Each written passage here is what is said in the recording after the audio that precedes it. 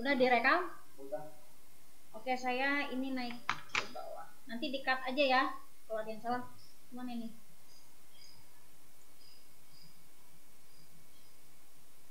Oke, assalamualaikum warahmatullahi wabarakatuh. Kita ketemu lagi di mata kuliah Al-Islam dan Kemuhammadiyaan 1. Sebelumnya kita sudah membahas tentang ibadah dan berbagai persoalan manusia modern. Di sini pertemuan kemarin adalah mahasiswa mampu menunjukkan respon dan solusi ibadah terhadap berbagai permasalahan manusia modern. Ya, oke. Kita lanjut pada pertemuan ke-6. Kita membahas tentang akhlak dan krisis masyarakat modern. Oke. Di sini adalah sebuah cara untuk mencapai derajat manusia yang tertinggi, itu yang disebut akhlak. Nah, di sini pada materi ini mahasiswa mampu menunjukkan penolakan dan solusi akhlak terhadap wabah apa itu hedonisme, materialisme, dan pragmatisme. Oke. Kita masuk di akhlak adalah untuk mencapai derajat manusia yang tertinggi. Nah, ini adalah persoalan akhlak. Kumaha? Udah. Oh, udah. Tadi melambaikan tangan. Berarti apa itu? Hah? Naon sih? Udah, saya lanjut aja ini. Oke. Akhlak itu cara untuk mencapai derajat manusia yang tertinggi. Nah, ini adalah persoalan akhlak masyarakat modern. Oke. Yaitu hedonisme, materialisme, dan pragmatisme. Dan kita akan mencari apa solusi akhlak Islam.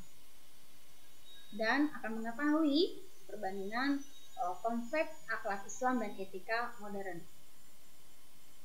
Oke. Akhlak yang tadi kita bahas, akhlak adalah salah satu pilar ajaran Islam, memegang peranan penting dalam kehidupan manusia. Oke. Akhlak yang baik akan membedakan antara manusia dan hewan. Manusia yang berakhlak mulia dapat menjaga kemuliaan dan kesucian jiwa. Oke. Nah, jiwa ini akan mendorong perilaku manusia kepada hal yang baik. Nah, dapat juga mengalahkan dorongan hawa nafsu. Nah, dia berpegang teguh pada sendi-sendi keutamaan, menghindarkan diri dari segala sifat-sifat tercela, baik yang dapat merugikan dirinya dan orang lain. Nah, manusia yang berakhlak mulia suka tolong menolong sesama insan. Ta'awanu 'alal birri wat taqwa. Nah, di sini suka menolong sesama insan dan makhluk lain. Dan senang berkorban untuk kepentingan bersama, saling menghormati, saling menyayangi. Oke. Manusia yang berakhlak senang akan kebenaran dan keadilan. Itu adalah fitrah manusia. Ya. Dan dia senang menepati janji. Itu adalah fitrah manusia. Ini bagian dari akhlak mulia. Oke. Adanya toleransi, tidak korupsi, ya. Ini sebenarnya yang tidak menepati janji, tidak korupsi, mematuhi peraturan, ya. Ini ada di lingkungan kita. Ya, baik diri kita sama keluarga, diri kita sama teman, diri kita sama lingkungan lebih luas dan lebih luas lagi. Dan kita harus berlapang dada. Ya, lapang dada dan tenang dalam menghadapi segala problem kehidupan. Oke. Akhlak yang baik akan mengangkat manusia ke derajat yang lebih tinggi dan mulia. Maka Allah mengangkat manusia itu manusia mulia. Mengapa? Karena dia memiliki akhlak. Selain dia memiliki akal, dia memiliki akhlak. Gitu. Berbeda dengan makhluk yang lain. Dan dia akan bisa menempatkan posisi yang terhormat di sisi manusia dan Tuhan. Jika kita berbuat baik, jika kita berbuat adil, maka lingkungan akan serta-merta mengikuti kita, dan Allah akan memberikan sebuah posisi terhormat untuk kita sebagai manusia. Oke. Akhlak yang buruk ini kebalikan dari akhlak yang mulia atau baik, akan membinasakan dirinya dan manusia lain. Oke. Menurunkan derajat manusia sampai ke titik terendah, bahkan lebih rendah dari binatang ternak. Nah, mengapa dibilang lebih rendah daripada binatang ternak? Karena hayawan itu tidak memiliki perilaku dan tidak paham tentang perilaku baik, gitu. Apa yang dia rasa, itu yang dia lakukan. Nah, itulah hayawan. Oke. Kita masuk pada bahwa akhlak ini adalah buah hasil dari proses menerapkan akidah dan ibadah. Nah, proses menerapkan akidah dan ibadah ini kita pahami dulu. Pada pertemuan sebelumnya kita sudah membahas tentang akidah. Akidah ini adalah sebuah ikatan keyakinan, ya. Al-rabat, ya, aqada yaqidu. Dan di situ adalah sabit, ya, menetapkan kembali yang kuat, seperti kita di dalam sebuah kegiatan pramuka ada mengikat pioneering. Kalau pageh kuat dalam kita yakin kepada pada Allah, maka ini akhlak kita akan membuahkan hasil yang baik, gitu. Begitu pula setelah akidah yang kuat, maka ibadah ini akan menjadi tenang, ya, tenang. Kita melakukan ibadah ini tenang, lebih khusyuk, ya, tumaninah. Di sini akan menunjukkan diri kita menjadi manusia yang ideal dalam Islam. Nah, ini adalah akidah dan ibadah ini sebagai proses pembentukan akhlak. Jadi apabila akidah kita kuat, ibadah kita benar, akhlak jadi baik, maka kehidupan muamalah menjadi sejahtera. Baldatun thayyibatun wa rabbur ghafur. Nah, akhlak adalah buah kesempurnaan dari pohon setelah akar dan batang yang kuat. Nah, akidah sebagai akar, pohonnya ada ibadah. Nah, semua yang ada di muka bumi ini ada di pada setiap rantingnya. Ada kehidupan kita sama orang tua, lingkungan kita, itu adalah cerminan dan akhlak dalam kehidupan kita. Oke, apa sih definisi akhlak? Walaupun sebelumnya sudah dibahas pada pertemuan ketiga, ya. Kita supaya mengingat kembali, akhlak itu adalah bentuk jamak dari khuluq. Khuluq adalah budi pekerti, tingkah laku, adat kebiasaan, terus perangai, perilaku atau tabiat, ya, karakter watak. Jadi kalau kita ada orang melakukan sesuatu, udah wataknya seperti itu, ya, itu disebut khuluq. Oke, ada pendapat dari dua tokoh, yaitu Al-Ghazali dan Ibnu Maskawai. Dan di sini khuluq adalah sifat di mana tertanam dalam jiwa yang mendorong lahirnya perbuatan dengan mudah dan ringan tanpa pertimbangan dan pemikiran, yakni dilakukan secara dengan spontan dan tidak ada intervensi. Jadi melakukan kebaikan itu ya itulah fitrah manusia, ingin melakukan sebuah kebenaran, kebaikan, gitu.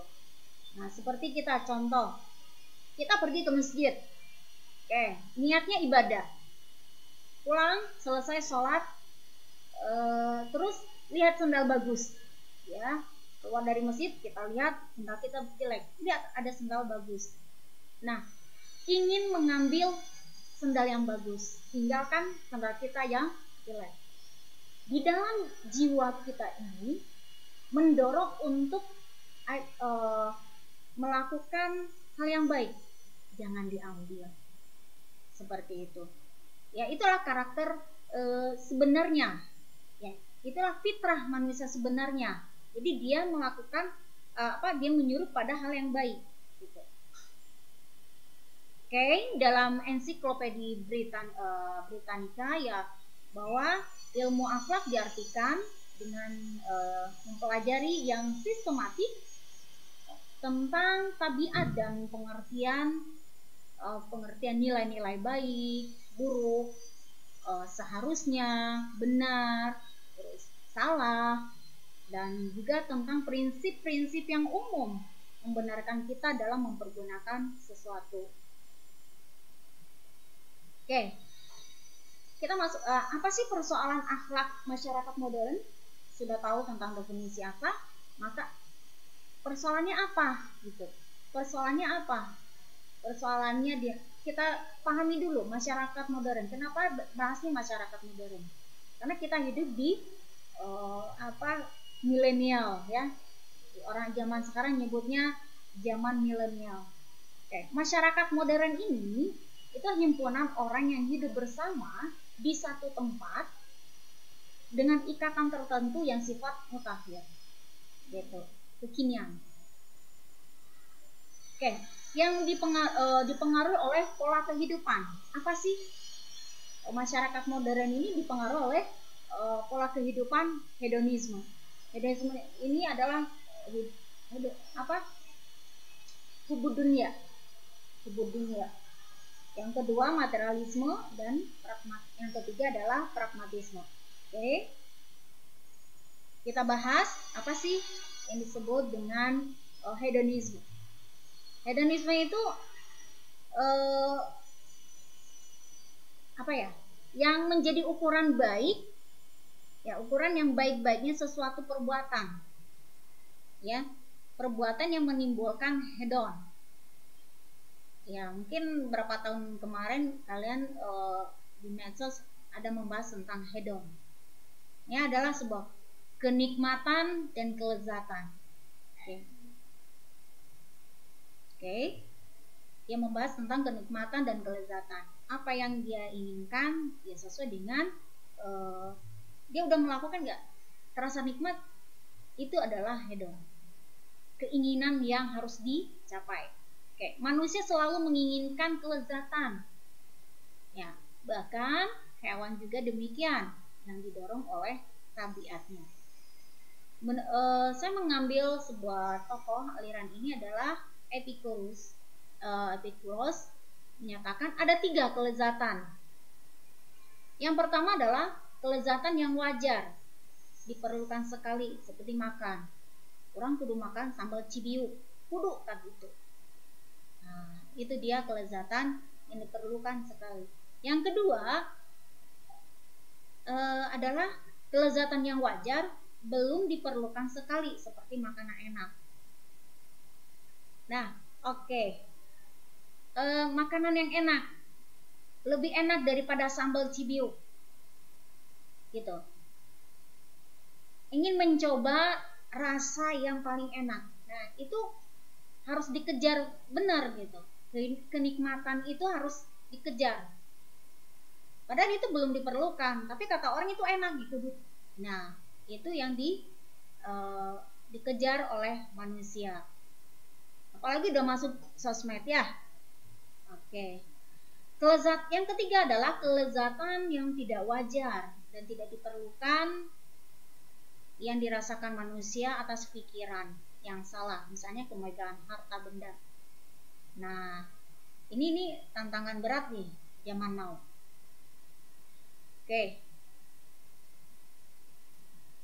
Materialisme, yang kedua adalah materialisme. Materialisme ini adalah pandangan hidup yang semata-mata hanya mencari kesenangan dan kekayaan. Kebendaan merupakan satu-satunya tujuan atau nilai tertinggi. Jadi hidupnya hanya mencari kesenangan, hampir sama dengan hedonisme. Tadi kelezatan, kenikmatan, ini kesenangan, ya, kesenangan, kekayaan, yang satu-satunya tujuan hidupnya, hidup mewah, ya. Apalagi di sini ada contoh, ya, seorang anak mahasiswa, anggota DPR gitu, dia nggak mau hidup yang biasa-biasa saja seperti temannya, pakai sepatu branded, pakai hidupnya sudah enak gitu. Oke, jadi materialisme ini juga mengesampingkan nilai-nilai rohani. Wah, nanti aja lah, yang penting saya sudah nyaman dengan kehidupan saya. Soal ibadah Tuhan juga tahu, ya. Bahkan materialisme ini tidak mengakui adanya budaya imaterial atau adanya Tuhan. Oke, contohnya seseorang dengan pekerjaan, jabatan yang bagus, ia dipercaya hanya dengan itulah yang bisa menghidupinya. Nah, jabatan inilah yang bisa menghidupi dia. Dia lupa akan Tuhan. Dalam contoh ini, orang tersebut hanya semata-mata mencari dan mementingkan materi tanpa mengingat Tuhan. Dia lupa bahwa pekerjaan, jabatan, rezeki, jodoh itu Allah yang mengatur. Ada yang mengatur, bukan nalar yang mengatur. Oke, itulah materialisme. Berikutnya adalah tentang pragmatisme. Suatu aliran mengajarkan yang benar adalah apa yang membuktikan dirinya sebagai benar.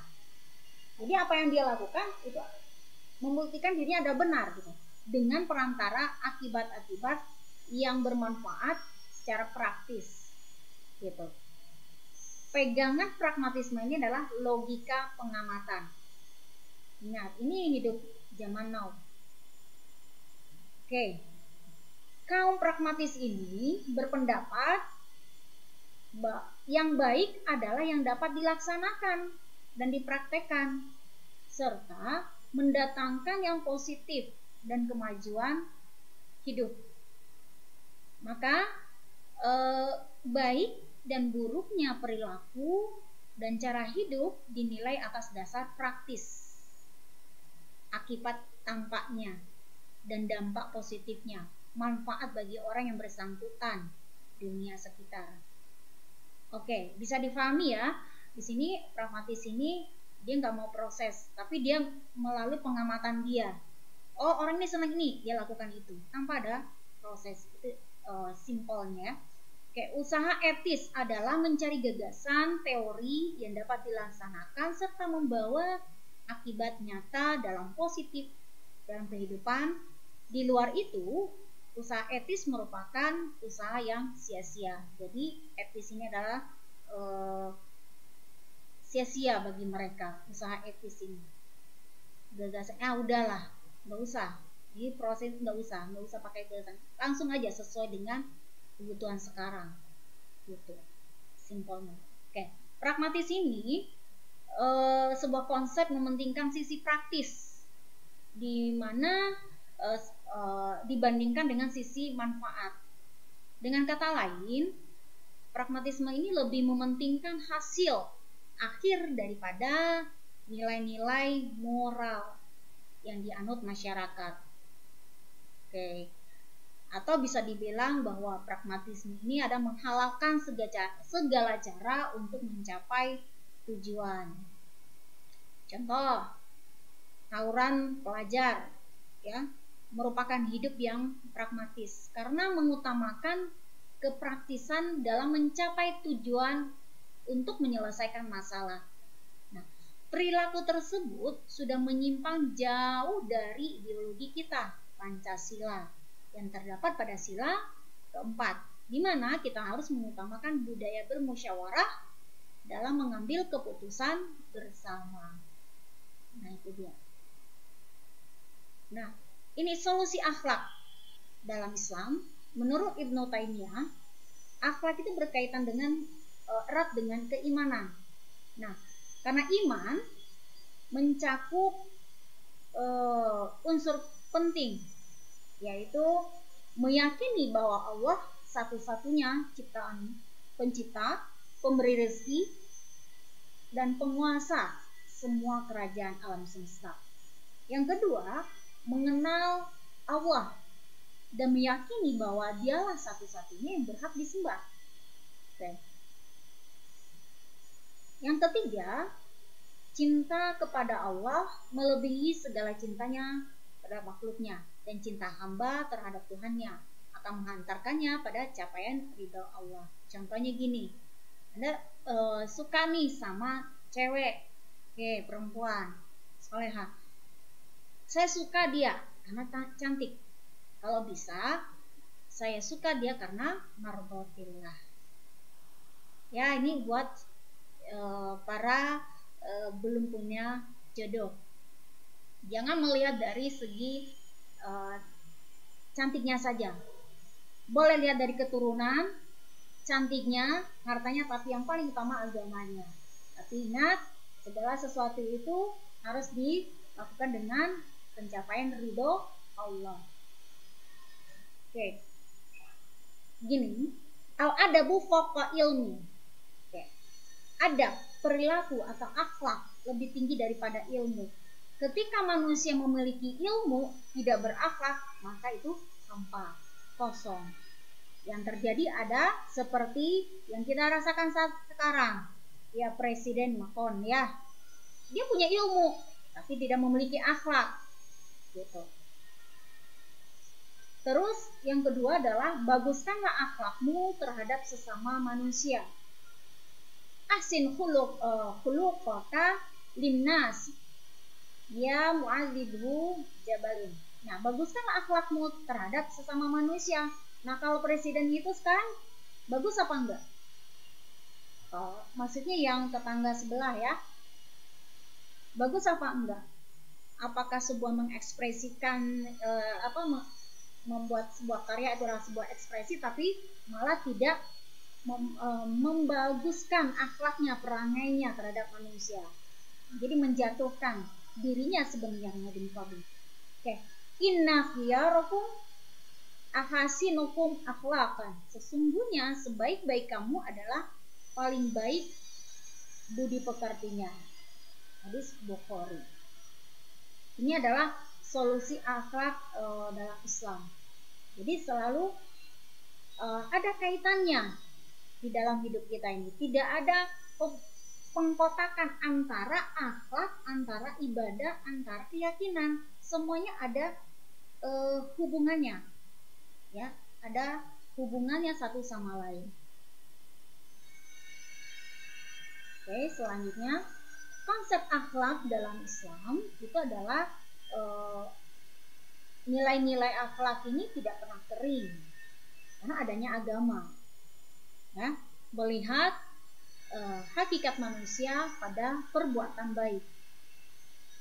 Nah, dalam agama tinggi rendahnya seseorang tidak ditentukan oleh harta, tidak ditentukan oleh jabatan, tidak ditentukan oleh kekuasaan atau ilmu. Nah, tapi ditentukan sepenuhnya oleh perbuatan baik dan takwa. Oke. Dan seberapa jauh nilai etika menjiwai dan mewarnai segala tindakannya. Jadi akhlak itu benar-benar dijunjung tinggi. Gitu. Kita memiliki yakin kepada Allah, beriman kepada Allah, tapi tidak memiliki akhlak, sami mawon. Ya.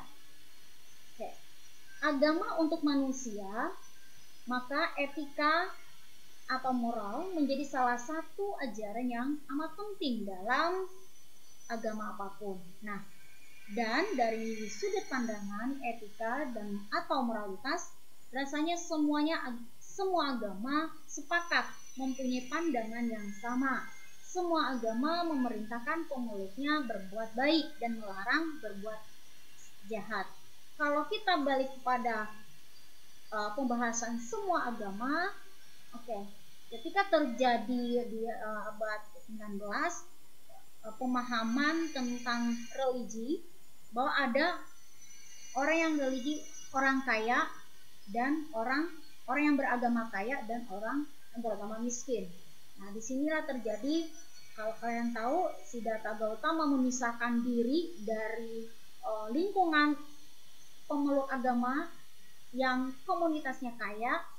Dia mengasingkan diri untuk memperbaiki etika dan moralitasnya, bahwa sebenarnya agama itu adalah menjunjung tinggi akhlak, bukan harta atau kekuasaan. Namun di sini terjadi disebut sebuah keyakinan, padahal itu adalah sebuah adab atau etika yang diperbaiki oleh Siddhartha Gautama sendiri. Nah, dalam konsep filsafat Islam ada 4 hal pokok yang dibicarakan, yaitu Tuhan, manusia, alam, dan budaya. Nah, etika agama pada dasarnya mengatur hubungan manusia dengan Tuhan, manusia dengan sesama, dan dengan dirinya. Jadi hubungan manusia dengan alam dan sekitarnya, serta hubungan manusia dengan budaya. Jadi ini ada semacam putaran ya, kayak karet gitu ya, tidak putus, saling berhubungan, mengatur semua hubungan manusia dengan Tuhan, manusia dengan sesama dan dirinya, manusia dengan alam, manusia dengan kehidupan sosial atau budaya.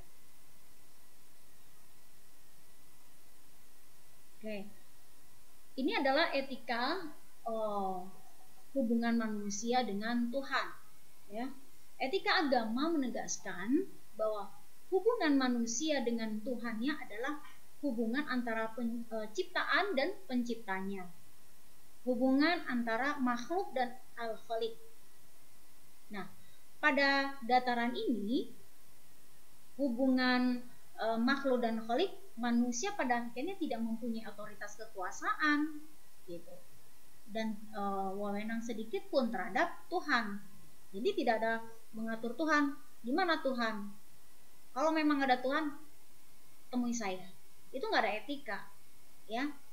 Itu tidak memiliki etika. Bahwa di sini etika agama menegaskan hubungan manusia dan Tuhannya, dan ciptaan dan penciptanya, makhluk dan akhlaknya di sini tidak mempunyai otoritas. Manusia itu tidak memiliki otoritas kekuasaan terhadap Tuhan.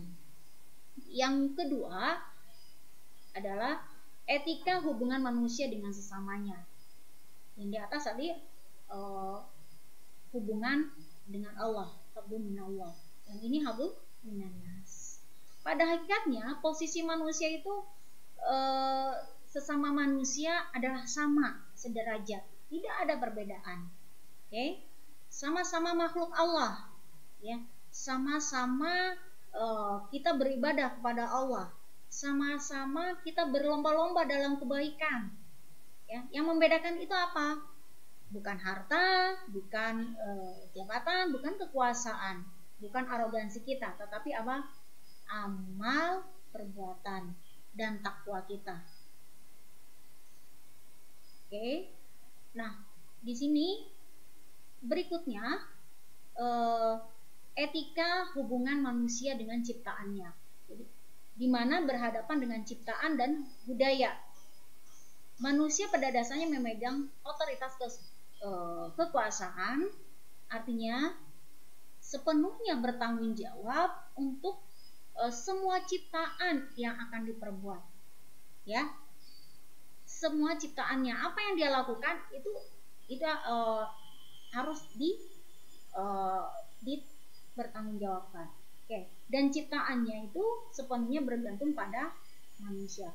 Dalam setiap ciptaan manusia, di dalamnya tidak ada mekanisme yang bekerja otomatis untuk mengontrol, memperbaiki, serta mengarahkan tujuannya.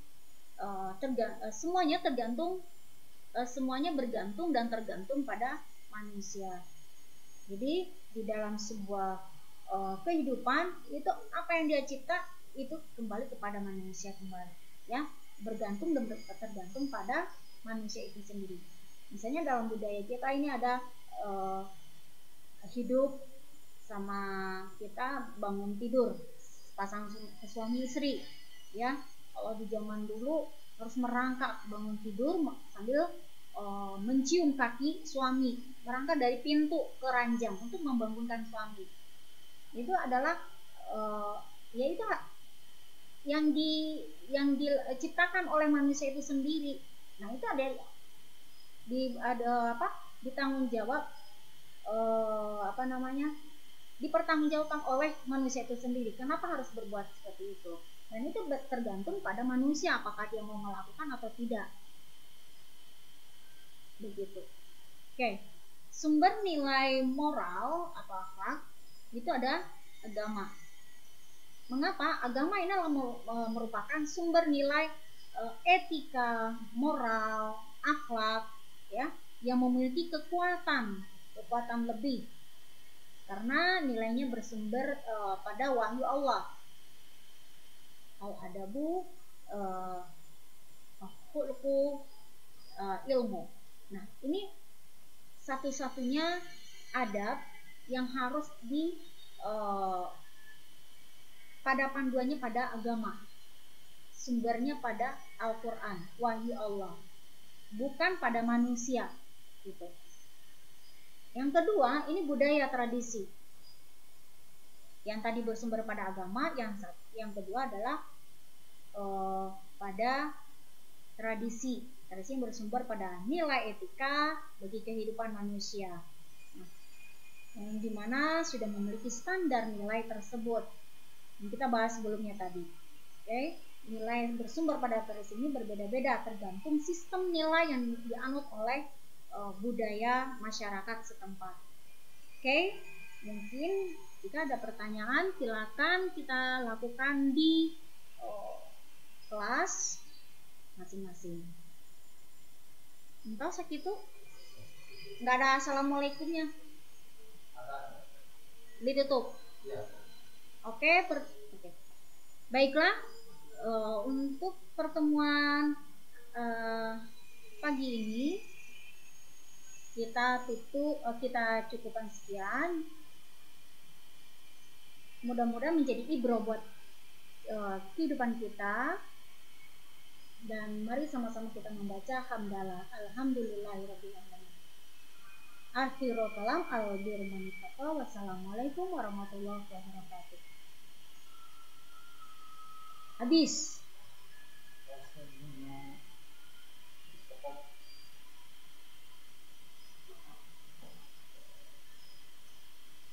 Ada yang salah nggak contohnya tadi?